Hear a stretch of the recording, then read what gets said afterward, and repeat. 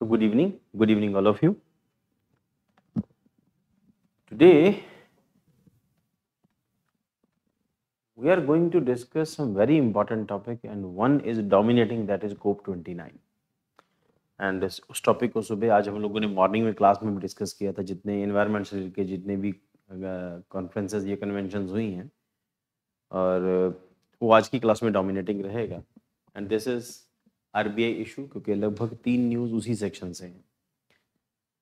So RBI issue new framework for reclassification of FPI to FDI. FPI मतलब foreign portfolio investment, FDI मतलब foreign direct investment. FPI और FDI में difference ये है कि जो भी इंडिविजुअल इन्वेस्टमेंट करना चाहता है, 2 तरीके होते हैं इन्वेस्टमेंट करने की किसी कंपनी के अंदर। एक तो FPI है, फॉरेन पोर्टफोलियो इन्वेस्टमेंट, मतलब आपने सिर्फ उसके शेयर खरीदे हैं। दूसरा, अगर आपका स्टेक उससे ज़्यादा बढ़ जाता है, सर्टेन लिमिट से बढ़ जाता है, तो हम उसको FDI मानते हैं। तो इन्वेस्टमेंट के 2 तरीके होते हैं, या तो किसी कंपनी के शेयर खरीद लो या अपनी कंपनी खुद से बना लो, या उस कंपनी दूसरे की कंपनी के अंदर इतने बड़े हिस्सेदार बन जाओ कि वो उसकी कंपनी के डिसीजन मेकिंग में आपका रोल हो। अब यहाँ पर FPI को FDI में गवर्नमेंट ने इसके बदलने के पीछे बहुत सारा लॉजिक है, RBI की गाइडलाइंस के पीछे, क्योंकि इन्वेस्टमेंट जो है इंडिया में आ रही थी और FPI इन्वेस्टमेंट्स और FDI इन्वेस्टमेंट्स में कैटेगरी में डिफरेंस होता है, इन्वेस्टमेंट की क्राइटेरियाज डिफरेंट होते हैं। हालांकि हम लोग वो बहुत डिटेल में चला जाएगा, फिर वो इकोनॉमी का सेक्शन में आ जाएंगे। हम लोग सिर्फ उतना न्यूज़ को, इतने सेक्शन को डिस्कस करते हैं कि RBI has introduced new operational framework that allows for reclassification of foreign portfolio investment to foreign direct investment if a FPI exceeds the prescribed equity cap in Indian company. This framework aims to streamline the transition process, ensuring compliance and efficiency monitoring of foreign investments. तो कोई individual अगर किसी company के अंदर investment करता है और वो इन्वेस्टमेंट एक सर्टेन लिमिट को क्रॉस कर जाती है, तो वो FPI FDI में कन्वर्ट हो जाएगा। FPI का सबसे बड़ा डिसएडवांटेज क्या होता है कि FPI कभी भी निकल सकते हैं। जब भी उनको लगेगा कि इंडियन शेयर मार्केट के अंदर प्रॉफिटेबिलिटी कंपैरेटिवली कम हो गई है, then they will move towards America, move towards Korea, Singapore, China, किसी दूसरी इकोनॉमी के अंदर जहां पे उनको ग्रोथ पोटेंशियल ज़्यादा नजर आएगा, वहां निकल जाएंगे। जब भी मार्केट में स्लम्प आता है, मार्केट में स्लो डाउन आता है, इसका मतलब इन्वेस्टर्स जो हैं, ये इन्वेस्टमेंट जो है, it is moving from one country to another.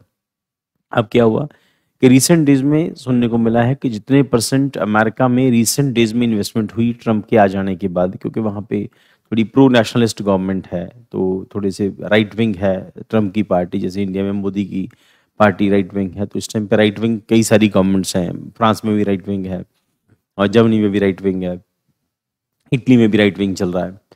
Germany के साथ कुछ चीज़ें हमारी आगे पीछे चल रही हैं, वो सेटल हो जाएंगी थोड़े दिनों के अंदर। सो FPI अनरिलायबल होता है और ये कभी भी निकल सकते हैं, बट FDI निकलता नहीं है, निकल नहीं सकता है, क्योंकि कंपनी के डिसीजन मेकिंग के अंदर उसका रोल रहता है। तो इन्होंने कहा कि अगर आप FPI एक सर्टेन लिमिट से ज़्यादा लेके आएंगे तो हम उसको डायरेक्ट इन्वेस्टमेंट में कन्वर्ट कर देंगे, FPI FDI हो जाएगा। बैकग्राउंड क्या है? Current FPI regulations, FPI can hold up to 10% ऑफ Indian companies paid up equity. Paid up equity capital होता है जो कैपिटल कंपनी को अलाउ किया गया है शेयर बेच के वो पैसे इकट्ठे कर सके। तो इसका मतलब FPI तब तक FPI है जब तक वो 10% तक शेयर जो है वो बाय करता है। When this threshold is breached, FPI previously had the option of either selling the excess share to reclassification then as FDI.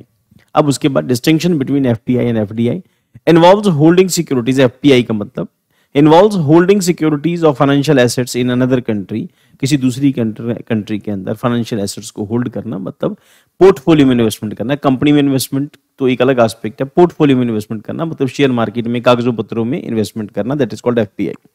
which does not grant direct ownership in a country assets and generally more liquid। तो more liquid का मतलब ये है कि जब मर्जी पैसे डालो, जब मर्जी निकालो, दूसरी कंट्री भाग जाओ तो आसान हो जाता है।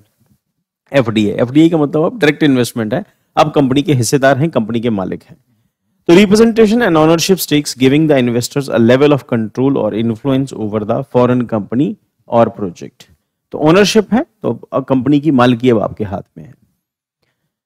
तो key aspects of new framework: mandatorily government approval. If FPI holding exceeds the 10% cap, FPI must seek government approval for reclassification to FDI।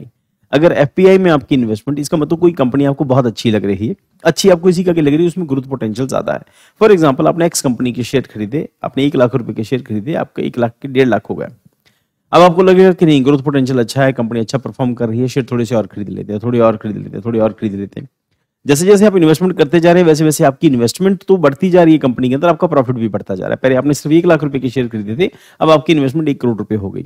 अब आपकी फिर धीरे धीरे बढ़ते बढ़ते आपने 100 करोड़ रुपए इन्वेस्टमेंट, तो कंपनी का जो भी टोटल उसका जो नेटवर्थ होगा उसमें एक सर्टन लेवल से ज्यादा आप इन्वेस्टमेंट कर रहे हैं। इन्वेस्टमेंट आप इसी करके करेंगे, आपको प्रॉफिट कमाना है।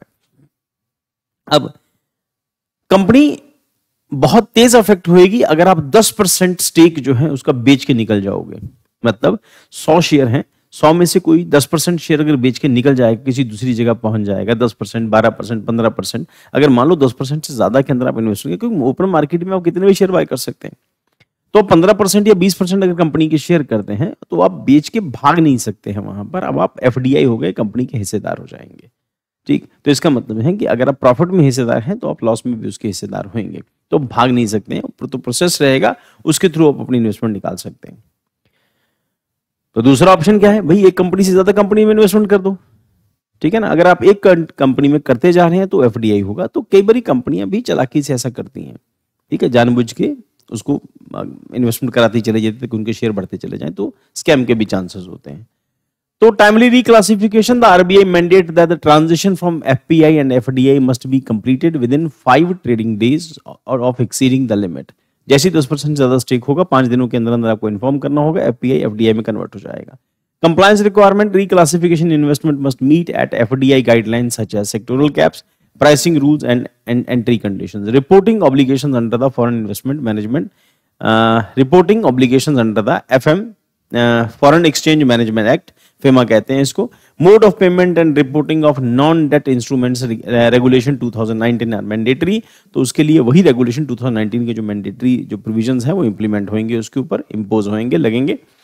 The revised SEBI guidelines, the Security and Exchange Board of India requires FPI seeking reclassification to notify that custodian during this process further equity transaction in the considered company will be temporarily frozen। तो इसका मतलब ये है कि certain level से ज्यादा जब आप शेयर बाय कर रहे हैं, सर्टन लेवल से ज्यादा हिस्सेदारी खरीदे, उसके बाद आप जो इन्वेस्टमेंट करेंगे वो फ्रोज हो जाएगी। आप उससे ज्यादा इन्वेस्टमेंट नहीं करेंगे जब तक आपका एफपीआई एफडीआई में कन्वर्ट नहीं हो जाता। देन उसके बाद Significance of the new framework क्या है? Enhance regulatory compliance, ensure systematic transition from FPI to FDI, reducing the risk of regulatory violations. Improved investment oversight, strengthens monitoring of foreign investment in Indian equity, promoting a balance between foreign capital inflow and national economic interest। तो कुल मिला के वही कि companies को loss ना हो, share market loss ना हो, इन दोनों को बैलेंस करने के लिए ऐसा किया गया है।